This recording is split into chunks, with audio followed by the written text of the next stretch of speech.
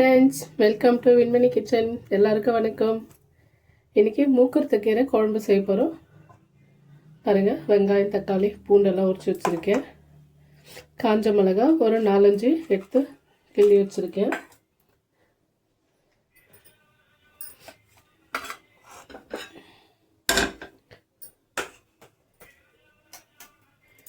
ஒரு டம்ளர் பருப்பு எடுத்துருக்கிறேன். 4 பேருக்கான சாம்பார் இது ஒரு 3-4 டைம் கழுவி எடுத்துக்கலாம்.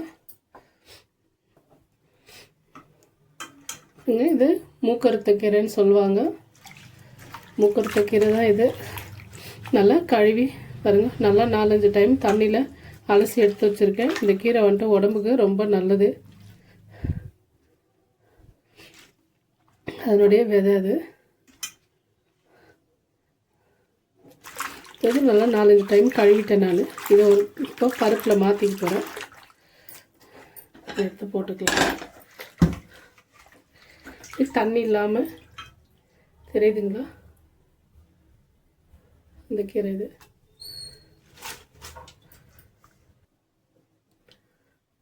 புளி, இந்த கீரைக்கு வந்துட்டு புளி கண்டிப்பாக சேர்க்கணும். பாருங்கள், நான் ஒரு எலுமிச்சைப்பழம் சைஸ் எடுத்திருக்கேன். ஏன்னா புளியை வந்துட்டு கழுவின தண்ணியில் போட்டு அதெல்லாம் தூசெல்லாம் இருக்கும். வெங்காயம், தக்காளி இதெல்லாம் சேர்த்துக்கலாம். பூண்டெல்லாம், காஞ்ச மிளகாய், மஞ்சத்தூள் வந்துட்டு விருப்பம் இருந்தால் சேர்த்துக்கலாம், இல்லை விட்டுடலாம்.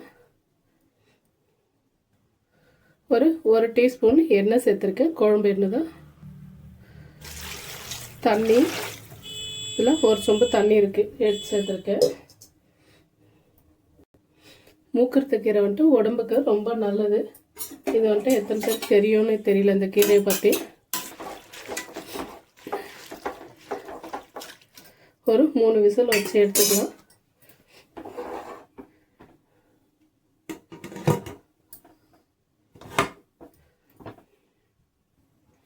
அடுப்பத்தை வச்சுட்டு விசில் போட்டுக்கலாம். ஒரு 3 விசில் வரட்டும்.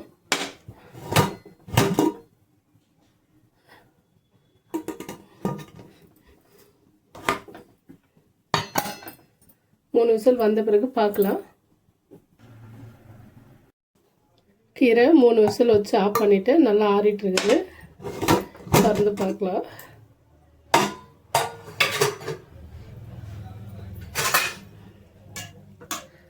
பாருங்க, நல்லா வெந்துட்டு இருக்குது. இப்போது நான் பருப்பு சட்டிக்கு மாற்றிக்க போகிறேன்.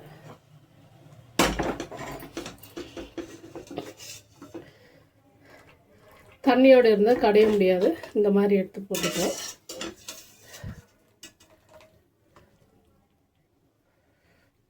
இந்த குழம்புக்கு தேவையான உப்பு போட்டு கடைஞ்சிக்கலாம். இந்த மாதிரி மத்தில் தான் கடையணும். ரொம்ப தரையில் வச்சு கடைஞ்சோம்னா ஈஸியாக இருக்கும். இந்த மாதிரி அடுப்பு மேலே வச்சு கடையிறது கஷ்டம். இதை நல்லா நைஸாக ஆக்கிட்டு காமிக்கிறேன்.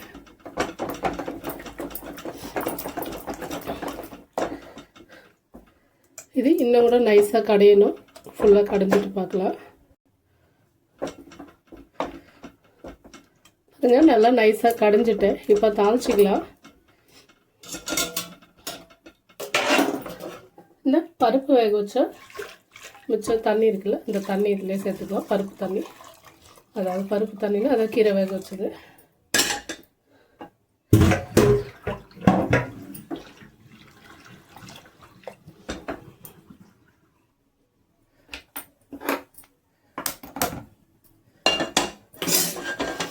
இது சூடாகட்டும்.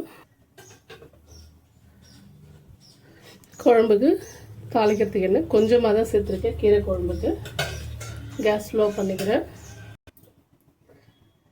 கடுகு, சீரகம், உளுத்தம்பருப்பு இது 3 சேர்த்துக்கலாம்.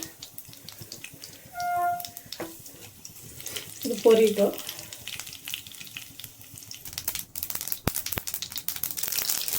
நல்லா பொரிஞ்சிடுச்சு. 2 காஞ்ச மிளகாய் எடுத்து வச்சுருக்கேன். ஏன்னா எண்ணெய் கம்மியாக இருக்கிறதுனால நம்ம இந்த மாதிரி பண்ணால் இங்கே வந்து வதங்கிடும் சீக்கிரமாக. ஒரு சின்ன வெங்காயம்,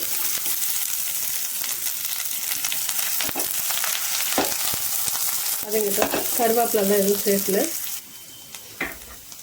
நல்லா வதங்கிடுச்சு. இந்த மூக்கறுத்த கீரை குழம்பு வந்து உடம்புக்கு ரொம்ப நல்லது. நம்ம சட்னி மாதிரி பண்ணி சாப்பிட்லாம், இல்லாத ட்ரையாக காய வச்சுட்டு கூட கொதிக்க வச்சு அந்த தண்ணி மட்டும் கூட எடுத்துக்குவாங்க.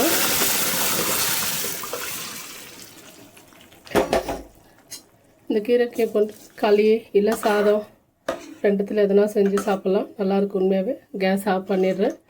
உங்களுக்கு கண்டிப்பாக இந்த மூக்கறுத்த கீரை கிடச்சிதுன்னா வாங்கி செஞ்சு சாப்பிடுங்க. கிட்னி ப்ராப்ளம் இருக்கிறவங்களுக்கெல்லாம் இது உண்மையாகவே ரொம்ப நல்லது. அதுக்கு மேலே ஃபுல் டீட்டெயிலாக எனக்கு சொல்ல தெரியாது. ஆனால் மூக்கறுத்த கீரை நீங்கள் கூகுளில் சர்ச் பண்ணாலும் கூட தெரியும். இது ரொம்ப ரொம்ப நல்லது உடம்புக்கு. வீடியோ பிடிச்சிருந்தா லைக் பண்ணுங்கள், ஷேர் பண்ணுங்கள், சப்ஸ்கிரைப் பண்ணுங்கள் ஃப்ரெண்ட்ஸ்.